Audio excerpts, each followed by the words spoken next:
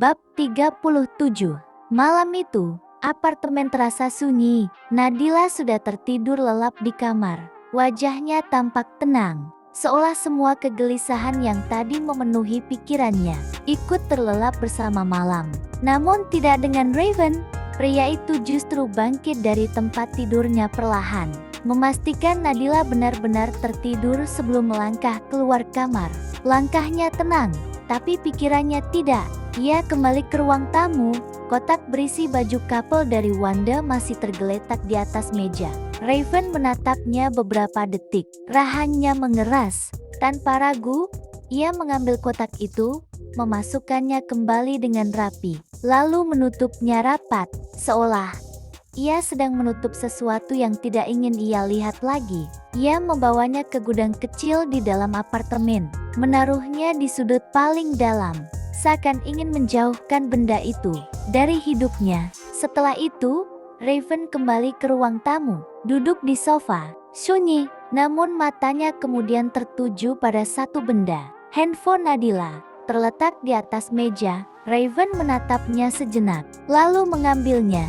Wajahnya berubah sedikit dingin. Ia tahu, semua pesan yang masuk ke ponsel Nadila juga masuk ke ponselnya, dan pesan tadi, pesan misterius itu. Perlahan, Raven membuka layar ponsel Nadila. Benar saja, pesan itu masih ada, dari nomor tak dikenal. Namun Raven tahu, siapa pengirimnya. Wanda. Gumamnya pelan. Tanpa ragu, ia menghapus pesan itu satu persatu, sampai benar-benar bersih. Ia tidak ingin Nadila melihatnya. Tidak ingin, wanita itu semakin terbebani. Setelah itu, Raven meletakkan kembali ponsel itu seperti semula, lalu menghela napas panjang. Sejenak, ia memejamkan mata, namun pikirannya justru semakin penuh. Akhirnya, ia mengambil ponselnya sendiri, menekan dua nama yang sudah sangat ia kenal, Nathan dan Roy. Beberapa waktu kemudian, sebuah kafe yang biasa mereka datangi, lampu hangat, suasana santai, namun malam itu terasa berbeda. Raven duduk dengan wajah serius. Di hadapannya, Nathan dan Roy menatapnya dengan ekspresi penasaran. "Tumben sekali kau yang ngajak kita keluar lagi," celetuk Nathan sambil menyandarkan tubuhnya. "Ada apa? Apa dunia mau kiamat?" tambahnya santai. Roy hanya tersenyum tipis, tapi matanya tajam mengamati Raven. "Masalah Wanda?" tebak Roy langsung. Raven menatapnya. "Sejak kapan kau bisa baca pikiranku?" "Sejak kau mulai terlihat tidak nyaman," jawab Roy tenang. Raven menghela napas.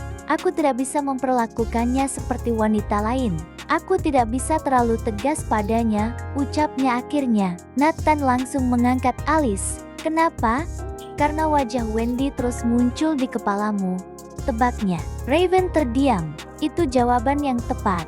"Aku tidak bisa keras padanya. Setiap kali aku ingin memarahinya, aku ingat Wendy," ucap Raven pelan. Hening sejenak, lalu Nathan menghela napas. "Kalau begitu, kau yang akan hancur," ucapnya belak-belakan.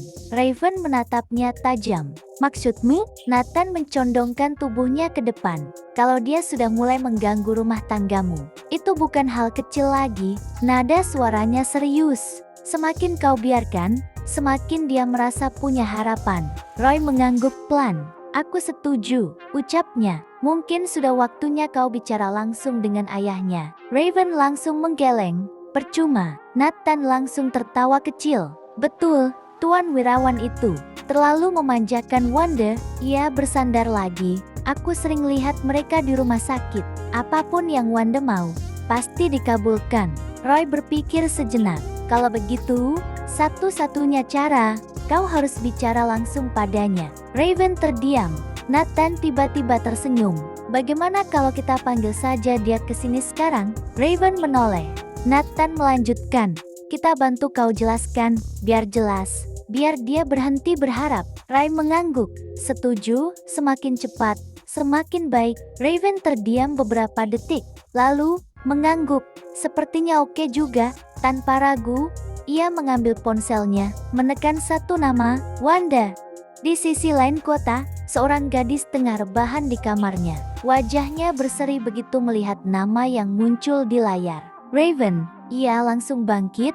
Suara di telepon itu singkat, namun cukup untuk membuat jantungnya berdebar tak karuan. Aku di kafe biasa, datanglah. Hanya itu, namun bagi Wanda, itu sudah lebih dari cukup. Ia bahkan sempat berguling di atas tempat tidurnya, tersenyum lebar seperti anak kecil yang mendapat hadiah. Tanpa menunggu lama, ia langsung bersiap, berdandan, memilih pakaian terbaik. Karena dalam pikirannya, malam ini pasti spesial. Beberapa waktu kemudian, Wanda tiba di kafe itu. Langkahnya ringan, wajahnya penuh harap. Namun, saat matanya menangkap pemandangan di dalam, langkahnya terhenti. Senyumnya perlahan menghilang. Karena di sana, bukan hanya ada Raven, tapi juga Nathan dan Roy. Wajah Wanda langsung berubah. Kecewa, jelas sekali. Raven, ucapnya pelan. Nada suaranya tak lagi seceria tadi. Raven menatapnya datar. Duduklah. Tidak ada kehangatan. Tidak ada senyum. Wanda duduk perlahan. Matanya melirik ke arah Nathan dan Roy. Tidak suka? Ada apa? Kenapa? Mereka juga di sini? Tanyanya, sedikit menahan kesal. Nathan tersenyum tipis. Tenang saja, kami cuma saksi. Wanda mengernyit.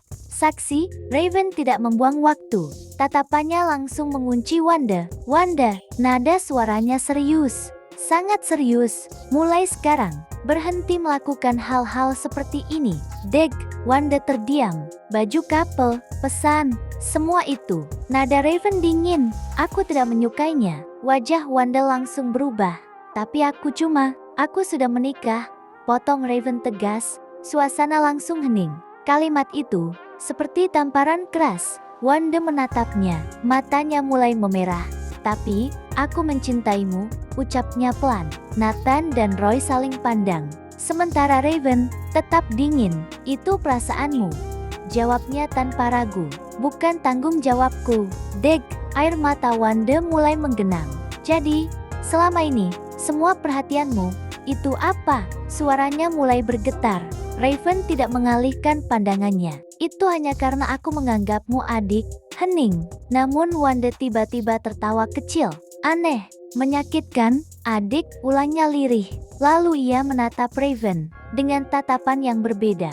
Bukan lagi manja, bukan lagi lembut, tapi tajam. Kau yakin? Hanya itu, ucapnya pelan. Raven mengernyit. Maksudmu? Wanda tersenyum tipis. Namun senyum itu tidak lagi polos seperti biasanya. Kau benar-benar tidak ingat apapun. Deg, kalimat itu membuat Raven sedikit terdiam. Nathan dan Roy pun ikut memperhatikan. Apa yang harus kuingat? Tanya Raven dingin. Wanda tidak langsung menjawab. Ia hanya menatap Raven cukup lama, lalu perlahan berkata, kalau begitu, aku akan mengingatkanmu. Jantung Raven berdetak sedikit lebih cepat. Entah kenapa, nada Wanda kali ini terasa berbeda, berbahaya. Dan sebelum Raven sempat merespon, Wanda melanjutkan dengan suara pelan, namun cukup jelas untuk membuat suasana berubah mencekam. Tentang malam itu, saat kau berjanji tidak akan meninggalkanku. Deg, Raven membeku. Nathan dan Roy langsung saling pandang. Sementara Wanda masih menatap Raven dengan senyum tipis yang kini terasa penuh rahasia. Bersambung.